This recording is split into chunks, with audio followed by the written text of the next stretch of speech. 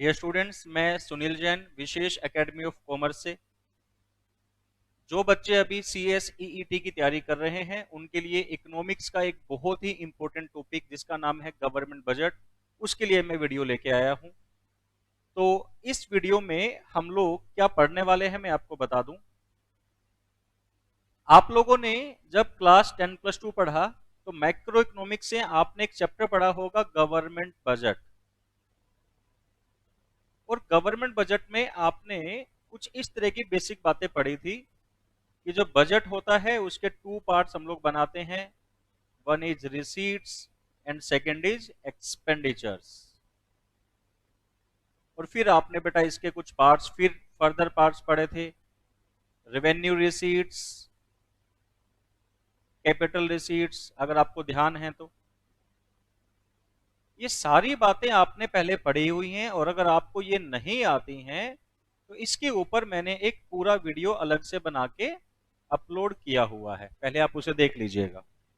ठीक है, ये बेसिक बातें हैं। मैं आज के लेक्चर में जो आपके साथ डिस्कस करने वाला हूं, मैं चाहता हूं कि वो सारी बातें मैं आपके साथ डिस्कस करूं जो आपने क्लास +2 में नहीं पढ़ी हैं, लेकिन CSEET के एग्जाम में आपसे वो सारी बातें पूछी जाएंगी। तो मैं आपसे वही मेन सारे इंपॉर्टेंट क्वेश्चन डिस्कस करने वाला हूं। ठीक है, आप लोगों ने एक बात ध्यान दी होगी कि आपने जब क्लास +2 में गवर्नमेंट बजट का टॉपिक पढ़ा था तो आपने ऐसा पढ़ा था कि 1 जो भी ईयर होता है, मान लीजिए इस ईयर की बात करें तो 1 2020 को फाइनेंस मिनिस्टर क्या करते हैं, बजट पेश करते हैं पार्लियामेंट में। ध्यान है आपको ये बात। और बजट एप्लीकेबल कब से होता है सर? 1 अप्रैल 2020 से एप्लीकेबल हुआ। तो ये जो बीच का टाइम है 1 से लेके 1 अप्रैल तक 31 मार्च तक, जो 2 मंथ्स का टाइम हमारे पास रहता है, उसमें पार्लियामेंट में बजट पे क्या काम होता है, ये सारी बातें आपने +2 में नहीं पढ़ी हुई हैं, लेकिन CSEET के एग्जाम में यहीं से क्वेश्चन आने वाला है। तो आज मैं आप लोगों के साथ इसी बात को डिस्कस करूंगा। ठीक है, तो चलिए आप लोग नोटबुक अपने निकाल लीजिए और जो जो इंपॉर्टेंट क्वेश्चन मैं बताऊंगा आप उन्हें नोट करते रहिएगा और समझते रहिएगा। देखिएगा, एनुअल फाइनेंशियल स्टेटमेंट, इसका दूसरा नाम जो आपने पहले पढ़ा हुआ है गवर्नमेंट बजट। अब सबसे पहले क्वेश्चन नंबर 1 कि गवर्नमेंट बजट बनाया क्यों जाता है, रिक्वायरमेंट क्यों है। देखिए क्या लिखा है, आर्टिकल 112, इसको वेरी वेरी इंपॉर्टेंट मार्क कर लेना बेटा, अंडरलाइन कर लेना। आर्टिकल 112 ऑफ द कॉन्स्टिट्यूशन, यानी कि सॉरी, जो हमारा भारत का संविधान है, कॉन्स्टिट्यूशन ऑफ इंडिया, उसका article 112 requires the government, government कौन, सेंट्रल गवर्नमेंट, सेंट्रल गवर्नमेंट को क्या कहता है, आर्टिकल 112 की present to parliament a statement of estimated receipt and estimated expenditures in respect of every financial year. और फाइनेंशियल ईयर हमारा क्या होता है आप लोग जानते ही हैं, अप्रैल 1 से लेके 31 मार्च तक का होता है। तो आर्टिकल 112 ये कहता है गवर्नमेंट को कि आपको क्या करना पड़ेगा कि फाइनेंशियल ईयर की एस्टिमेटेड रिसीट, एस्टिमेटेड एक्सपेंडिचर बना के एक स्टेटमेंट लेके आइए और उसे पार्लियामेंट में आप प्रेजेंट कीजिए। तो आपके लिए पहला क्वेश्चन बेटा ये तैयार है। और क्या क्वेश्चन है कि कॉन्स्टिट्यूशन के कौन से आर्टिकल के अकॉर्डिंग गवर्नमेंट को फाइनेंशियल स्टेटमेंट प्रेजेंट करनी पड़ती है पार्लियामेंट में। तो ये सबसे इंपॉर्टेंट क्वेश्चन है बेटा। ठीक है, क्वेश्चन नंबर 1। दूसरी जो बात है, the statement is the annual financial statement. Question क्या पूछा जा सकता है, गवर्नमेंट बजट का दूसरा नाम क्या है, annual financial statement. Point number 3 is annual financial statement is usually a white 10 page document. 10 page का डॉक्यूमेंट होता है जनरली। पूरे बजट की बात नहीं कर रहा हूं, सिर्फ फाइनेंशियल स्टेटमेंट की बात हो रही है अभी। ठीक है, आज के वीडियो में जो मैं आपसे डिस्कस करने वाला हूं वो हैं ये 3 point. It divides into 3 parts. जो एनुअल फाइनेंशियल स्टेटमेंट है वो 3 पार्ट्स में डिवाइड होती है। Consolidated fund, contingency fund and public account. Sir कुछ भी समझ नहीं आ रहा, ये क्या बता रहे हो? अभी समझ में आएगा, एक एक करके तीनों चीजें समझाता हूं कि ये होती क्या है। देखिए होगा क्या, जब मैंने आपसे बात की बजट की, तो बजट में हमने क्या देखा बेटा कि दो चीजें हैं। एक हमारे पास क्या है, रिसीट, और एक हमारे पास क्या है, एक्सपेंडिचर। ठीक है। अब रिसीट और एक्सपेंडिचर का मतलब क्या है कि जब रिसीट होगी तो हमारे पास पैसा आएगा, गवर्नमेंट की जेब में पैसा आएगा, और जब एक्सपेंडिचर है तो वो पैसा खर्च हो जाएगा। तो जब ये पैसा रिसीव होगा, इस पैसे को रखेंगे कहां पे?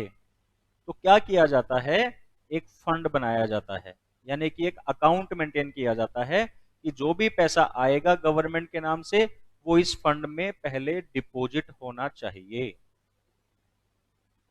कि जैसे आपने मान लो गवर्नमेंट को टैक्स दिया, तो वो टैक्स जाएगा कहां, कौन से खाते में, कौन से अकाउंट में जमा होगा? तो एक फंड बनाएंगे, इसमें ये सारा पैसा आ गया। और जब, यानी कि ये क्या हो रहा है, इनफ्लो। और जब एक्सपेंडिचर करना है तो यहीं से क्या होना चाहिए, आउटफ्लो होना चाहिए, कि पैसा निकलेगा भी यहां से। तो इसमें पैसा किस तरीके से आता है, किस तरीके से जाएगा, वो सारी बातें डिस्कस करनी है। तो ये देखिएगा, ये जो लिखा है consolidated fund, contingency fund, public account, इसका मतलब क्या है, ये वो अकाउंट्स हैं जहां पर गवर्नमेंट पैसा रिसीव करती है। ठीक है। तो एक एक करके बताता हूं, देखिएगा। Funds of the government of India, consolidated fund, contingency fund, public account fund. 3 fund आपको मैं बता रहा हूं बेटा। सबसे पहले कंसोलिडेटेड, और सही बताऊं आपको, तीनों फंड में से सबसे इंपॉर्टेंट फंड यही वाला है। फंड की बजाय आप इसको क्या बोल सकते हो, एक अकाउंट बोल सकते हो। एक खाता है, एक अकाउंट है, जिसमें पैसा आने वाला है और जिसमें से पैसा निकाल के हम लोग खर्च करने वाले हैं। ठीक है। जैसे क्या होता है, आपने देखा है घर में कोई या किसी ऑफिस में कैशियर होता है, जो भी कैश आता है वो एक अपने पास जमा कर लेगा, और जिसने पैसा लेना होता है वहां से वो पैसा ले लेता है। तो सेम इसी तरीके से एक फंड बनाया गया, गवर्नमेंट ऑफ इंडिया ने फंड बनाया जिसका नाम क्या है, कंसोलिडेटेड फंड। जो भी पैसा गवर्नमेंट रिसीव करेगी सारा इसमें डिपॉजिट होने वाला है, जो भी खर्चा गवर्नमेंट करेगी इसी फंड में से करने वाले हैं। ठीक है। तो क्या कर रहा है, it is the chief account, main account. अगर मैं आपसे पूछूंगा कि 3 अकाउंट्स हैं, consolidated fund, contingency fund and public account, तो सबसे मेन अकाउंट कौन सा है, तो क्या बोलोगे, कंसोलिडेटेड फंड सबसे मेन अकाउंट होता है। The inflow to this fund is by way of taxes, income tax, central excise, custom, जितने भी टैक्स हैं, यानी कि पहला टैक्स रेवेन्यू। ओके। फिर नॉन टैक्स रेवेन्यू, वो भी इसी के अंदर आएंगी। कुछ ध्यान आ रहा है जो आपने प्लस 2 क्लास में पढ़ा था, रेवेन्यू रिसीट्स में tax, tax receipt and non tax receipts, है ना, which arise to the government in connection with the conduct of its business. यानी गवर्नमेंट को जितने भी टैक्स मिलेंगे वो सारे के सारे टैक्स कहां डिपॉजिट होंगे, कंसोलिडेटेड फंड ऑफ इंडिया में डिपॉजिट हो जाएंगे। मान लो आपने इनकम टैक्स पे किया, तो वो इनकम टैक्स गवर्नमेंट के कौन से अकाउंट में जाएगा, कंसोलिडेटेड फंड ऑफ इंडिया में जमा हो जाएगा। बात समझ में आ रही है? मान लीजिए आपने क्या किया, किसी लैंड की रजिस्ट्री करवाई है, तो जो आपने फी पे की वो कहां जाएगी, वो कंसोलिडेटेड फंड में चली जाएगी। ये जो कंसोलिडेटेड फंड बने होते हैं ना बेटा, ये 2 टाइप से होते हैं, एक सेंट्रल गवर्नमेंट का होगा, एक सेंट्रल गवर्नमेंट का होगा और एक स्टेट गवर्नमेंट का होगा। अब हम लोग जो पढ़ रहे हैं, हम लोग सेंट्रल गवर्नमेंट की बात कर रहे हैं। मतलब मैं आपको ये कहना चाहता हूं, जैसे कि मान लीजिए इनकम टैक्स है या एक्साइज ड्यूटी है या कस्टम ड्यूटी है, ये सारे टैक्स कौन लगाता है, सेंट्रल गवर्नमेंट। तो ये सारा पैसा सेंट्रल गवर्नमेंट के कंसोलिडेटेड फंड में जाएगा। लेकिन अगर कोई टैक्स स्टेट लेवल पे लगता है, सरकार लगाती है, तो वो पैसा स्टेट गवर्नमेंट के कंसोलिडेटेड फंड में जाएगा। लेकिन अभी जब हम लोग बात कर रहे हैं, हम गवर्नमेंट ऑफ इंडिया के बजट की बात कर रहे हैं, तो हम लोग सेंट्रल गवर्नमेंट के कंसोलिडेटेड फंड की बात कर रहे हैं बेटा। तो जितने भी टैक्स सेंट्रल गवर्नमेंट ने कलेक्ट किए और जितने भी नॉन टैक्स रेवेन्यू हो रहे हैं सेंट्रल गवर्नमेंट को, वो सारा पैसा कहां डिपॉजिट हो जाएगा? Consolidated fund of India. बात समझ में आ रही है? इसके बाद loan raised by issue of T bill और also received in this fund plus loan taken by government. जो भी गवर्नमेंट ने कहीं से लोन लिया, जो पैसा लिया, वो भी पैसा कहां आ गया? कंसोलिडेटेड फंड में आ गया। समझ में आ रहा है आपको कंसोलिडेटेड फंड का मतलब क्या है? इसका मतलब कि जो जो पैसा गवर्नमेंट को कहीं से भी रिसीव हो रहा है, वो सारा पैसा लाके इस अकाउंट में डिपॉजिट कर दीजिए। या आप सिंपल लैंग्वेज में समझ चाहें तो ये एक बैंक अकाउंट है। जो भी पैसा गवर्नमेंट को मिलेगा वो इस बैंक खाते में जमा कर दो, ऐसा समझ लो एक बार के लिए। बात समझ में आ रही है? तो कहां कहां से पैसा आया बेटा? टैक्स से पैसा आया, नॉन टैक्स रेवेन्यू आई, और लोन जो गवर्नमेंट ने लिए वो सारा पैसा इसमें डिपॉजिट हो गया। अब बात आती है खर्च करने की। The government meets all it's expenditure, सारे के सारे खर्चे इंक्लूडिंग लोन की रीपेमेंट जो भी करनी है, अब इस फंड में से होंगी। समझ पा रहे हो? तो अगर बिल्कुल सिंपल लैंग्वेज में समझना चाहो तो कंसोलिडेटेड फंड ऑफ इंडिया का मतलब गवर्नमेंट का एक बैंक अकाउंट है जिसमें जो जो पैसा गवर्नमेंट को रिसीव होना था वो इसमें डिपॉजिट हो जाएगा, और जब गवर्नमेंट को खर्चा करना पड़ता है तो इस अकाउंट में से पैसा निकाल के खर्च कर लेंगे। बहुत ही सिंपल पॉइंट है। समझ पा रहे हैं मेरी बात को? तो मेन अकाउंट कौन सा हो गया हमारा? कंसोलिडेटेड। क्यों? क्योंकि जो जो मेन रिसीट हैं, जो जो मेन एक्सपेंडिचर हैं, वो सारे कहां से होने वाले हैं? वो इसी फंड से होने वाले हैं। तो tax revenue, non tax revenue और लोन, इससे पैसा आएगा, और जो भी गवर्नमेंट के खर्चे हैं सारे, वो सारे खर्चे कहां से होंगे? इसी फंड से होने वाले हैं। इतनी बात समझ में आई? अब वेरी वेरी इंपॉर्टेंट टॉपिक, ये वेरी वेरी इंपॉर्टेंट मार्क कर लेना। No amount can be withdrawn from the fund. इस फंड से, इस अकाउंट से कोई भी पैसा नहीं निकाला जा सकता without the authorization of from the parliament. Parliament से अप्रूवल लेनी पड़ती है। सर ये अप्रूवल कैसे मिलेगी, इसका प्रोसेस क्या होता है, इसके ऊपर मैं आपके लिए अलग से क्लास बनाऊंगा। लेकिन एग्जाम में क्या क्वेश्चन आएगा कि वो कौन सा फंड है जिसमें से विदाउट पार्लियामेंट के अप्रूवल के आप पैसा विड्रॉ नहीं कर सकते, गवर्नमेंट पैसा नहीं निकाल सकती है। तो आपका आंसर क्या होना चाहिए? Consolidated fund of India. ठीक है, तो इसका मतलब यहां पर क्या लिखना है? विदाउट ऑथराइजेशन लिखा है ना, इसका मतलब होता है प्रायर अप्रूवल। प्रायर अप्रूवल का मतलब क्या? पहले पार्लियामेंट से अप्रूवल लेना पड़ेगा सरकार को, और फिर इसमें से पैसा आप निकाल सकते हो। पहले परमिशन होगी तो ही पैसा गवर्नमेंट निकाल सकती है। बात समझ में आ रही है? यानी कि सेंट्रल गवर्नमेंट कोई पैसा खर्च करना चाहती है इस फंड से निकाल के, तो पहले सेंट्रल गवर्नमेंट के पास पार्लियामेंट से ली गई परमिशन होगी तो ही इस फंड से पैसा विड्रॉ हो सकता है, वरना तो नहीं हो सकता। परमिशन कैसे मिलती है वो हमारा टॉपिक अलग है, मैं अलग से डिस्कस करने वाला हूं आपके साथ। ठीक है, फिर एक और बड़ा इंपॉर्टेंट सा question, this fund is formed under provision of article 2661। इसको अंडरलाइन कर लेना। यहां जब मैंने बताया था आर्टिकल 112, आर्टिकल 112 क्या बताया था मैंने आपको? ये बोलता है सेंट्रल गवर्नमेंट को कि बजट बना के पार्लियामेंट के सामने लेके जाओ।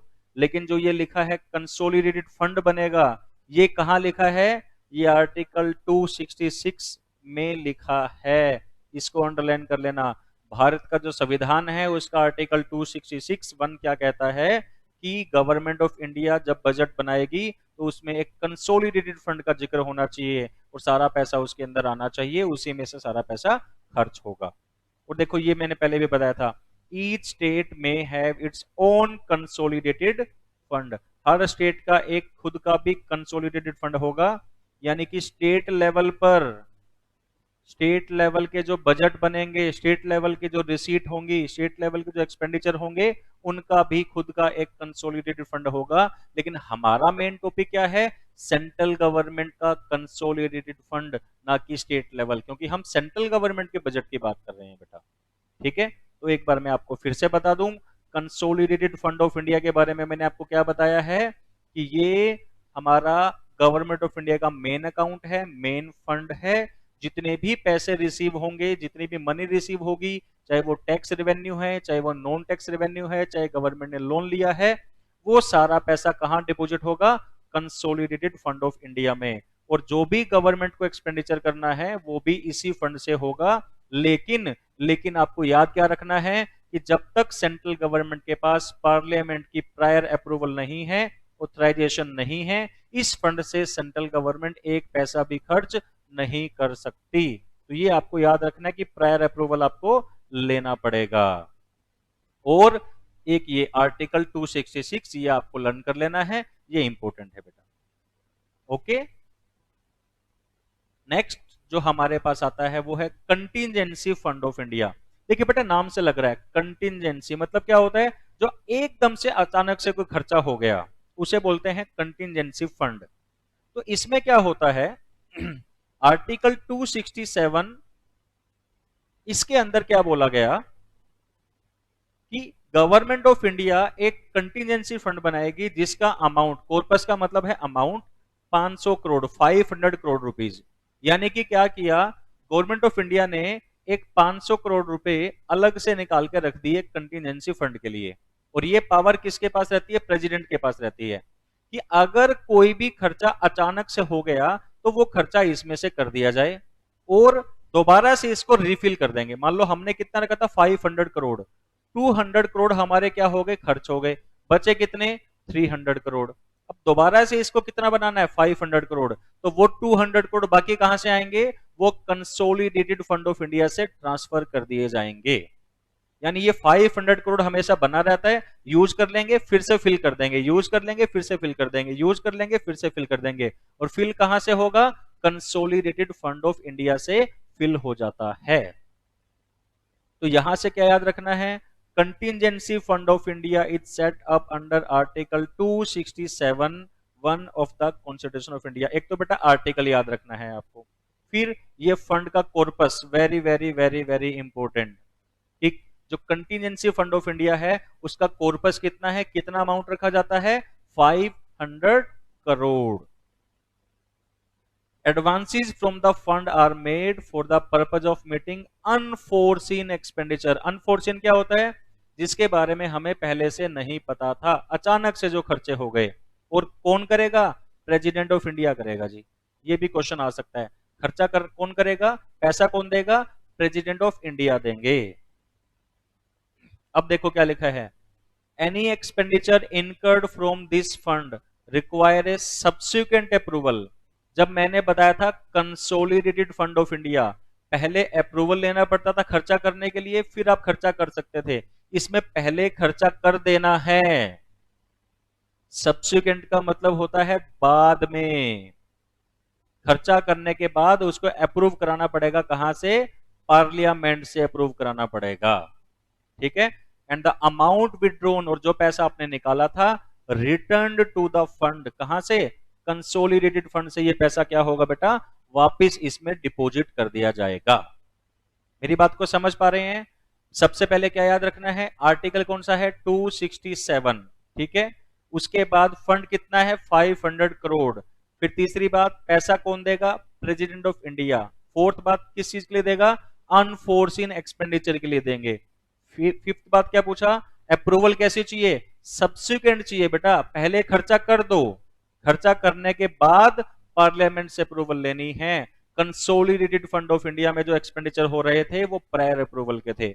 और ये जो रिफिल करना है, ये पैसा वापस कहां से आएगा? जितना पैसा 500 करोड़ में से आपने खर्च कर दिया, उतना ही पैसा कंसोलिडेटेड फंड ऑफ इंडिया से निकाल के यहां पे ट्रांसफर कर दो। बात समझ में आ रही है? The secretary to the government of India, ministry of finance, department of economic affair. ठीक है, तो ये क्या कह रहे हैं कि जो सेक्रेटरी है गवर्नमेंट ऑफ इंडिया का, कौन से डिपार्टमेंट में? डिपार्टमेंट ऑफ इकोनॉमिक अफेयर जो काम करता है मिनिस्ट्री ऑफ फाइनेंस के नीचे, वो इस पैसे को रखता है। यानी ये 500 करोड़ रुपीज किसके पास होते हैं? ये इस बंदे के पास होते हैं। ये एक ही बंदे का नाम है पूरा, ये पूरी पोस्ट हो गई। The secretary to the government of India, ministry of finance, department of economic affair. ये पर्सन रखता है किसके बिहाफ पे?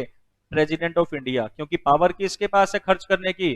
प्रेसिडेंट ऑफ इंडिया के पास पावर है, लेकिन इसके बिहाफ पे इसने रखा हुआ है। तो ये क्वेश्चन पूछा जा सकता है कि जो 500 करोड़ का कॉर्पस है इसे कौन रखता है अपने पास? ठीक है, तो ईच स्टेट में have its own contingency fund. Same ऐसे ही जैसे सेंट्रल गवर्नमेंट का कंटिजेंसी फंड होता है, वैसे ही स्टेट लेवल पे भी कंटिजेंसी फंड हो सकते हैं। And the last, public account. अगर सही देखा जाए तो ये गवर्नमेंट का फंड है ही नहीं। आपने अगर नाम सुना हो प्रोविडेंट फंड, सुना है? प्रोविडेंट फंड, पीपीएफ, या आपने ऐसा सुना होगा पीएफ, जब कोई पर्सन जॉब कर रहा होता है उसकी सैलरी से पीएफ कट जाता है। तो होता क्या है, ये एक गवर्नमेंट का अकाउंट है जिसमें लोगों का पैसा जमा होता है और एक समय के बाद उनको वो पैसा वापस कर देते हैं। अगर मैं एक बड़ी सिंपल सा एग्जांपल आपको देता हूं, देखिए, मान लीजिए एक पर्सन है मिस्टर ए, इसकी एक गवर्नमेंट जॉब है और इसकी सैलरी है मान लीजिए 30,000 पर मंथ अभी के लिए। तो गवर्नमेंट क्या करती है, इसकी सैलरी से 3,000 रुपीज मान लीजिए पीएफ का नाम का कट कर लेती है, और इस पैसे को जो मैं आपको अभी सिखा रहा हूं, पब्लिक अकाउंट जो मैं आपको पढ़ा रहा हूं, इसमें डिपॉजिट कर देते हैं। तो इसमें जो पैसा आ रहा है, ऐसे ही बहुत सारे लोगों का पैसा आ रहा है। यानी ये पैसा गवर्नमेंट का पैसा नहीं है, ये पैसा किसका है? लोगों का पैसा है। और जब मिस्टर ए जॉब से रिटायर होंगे, जब मिस्टर ए जॉब से रिटायर होंगे, तो इस पब्लिक अकाउंट से पैसा निकालकर मिस्टर ए को वापस दे दिया जाएगा। समझ पा रहे हो? तो पब्लिक अकाउंट का मतलब क्या हुआ, इसमें जो पैसा रिसीव हो रहा है वो पैसा गवर्नमेंट का नहीं है। पहले तो आर्टिकल याद कर लो, public account is constituted under article 266 clause 2। ठीक है, this fund is to account for flow for those transaction where government is merely acting as a banker. यानी ये पैसा गवर्नमेंट का नहीं है, गवर्नमेंट तो एज ए बैंकर उसको संभाल के रख रही है सिर्फ। For example, provident fund, small saving, these fund do not belong to the government. ये पैसा गवर्नमेंट का नहीं है, ये पैसा किसका है? ये लोगों का पैसा है, गवर्नमेंट ने संभाल के रखा हुआ है। They have to be paid back at some time to their rightful owner. और ये पैसा वापस करना पड़ेगा गवर्नमेंट को। किसे वापस करना पड़ेगा? जो राइटफुल ओनर हैं उस पैसे के। जैसे मान लो मैं गवर्नमेंट जॉब में हूं, मेरी सैलरी से पीएफ कटता है, तो वो सारा का सारा पीएफ इस फंड में जमा होता रहेगा। तो वो पैसा क्या गवर्नमेंट का है? नहीं सर, वो पैसा तो आपका है, वो पैसा मेरा था, और जब मैं रिटायर होऊंगा तो वो पैसा सारा गवर्नमेंट मुझे दे देगी। ठीक है, तो पब्लिक अकाउंट कौन सा हो गया? वो अकाउंट जिसमें पब्लिक का पैसा जमा होता है। जो पैसा यहाँ पे डिपॉजिट है उस पे गवर्नमेंट का कोई राइट नहीं है, गवर्नमेंट खाली उसको संभाल के रखे हुए है, और जब टाइम आएगा तो जो उसका ओनर होगा वो पैसा उसमें से ले लेता है।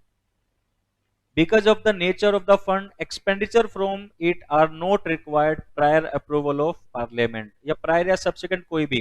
तो याद रखना है, जब पब्लिक अकाउंट से पैसा खर्च होगा तो पार्लियामेंट से अप्रूवल की जरूरत नहीं है। क्यों नहीं है? क्योंकि पब्लिक का पैसा था, दे दिया, जिसका पैसा था उसको दे दो, इसमें अप्रूवल की क्या जरूरत है? ठीक है, तो तीन तरह की बातें बताई।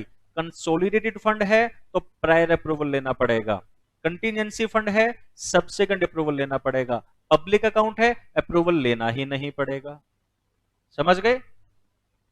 तो ऑल अदर पब्लिक मनी जो हमने कंसोलिडेटेड फंड ऑफ इंडिया में पढ़ा, उसको छोड़ के वो सारा पैसा पब्लिक अकाउंट में डिपॉजिट होता है। ठीक है, ईच स्टेट, वैसे ही देखिए हर स्टेट का क्या हो सकता है? पब्लिक अकाउंट भी हो सकता है, जैसे सेंट्रल गवर्नमेंट का है वैसे ही स्टेट गवर्नमेंट का हो सकता है। तो मैं आपको एक बार फटाफट से सारी बातें रिवाइज करा देता हूं कि क्या क्या मैंने आपको पढ़ाया है। देखिएगा, सबसे पहले क्या बताया, सबसे इंपोर्टेंट क्वेश्चन, आर्टिकल 112 याद करना है कि कौन से आर्टिकल के अकॉर्डिंग गवर्नमेंट को बजट बनाना पड़ता है।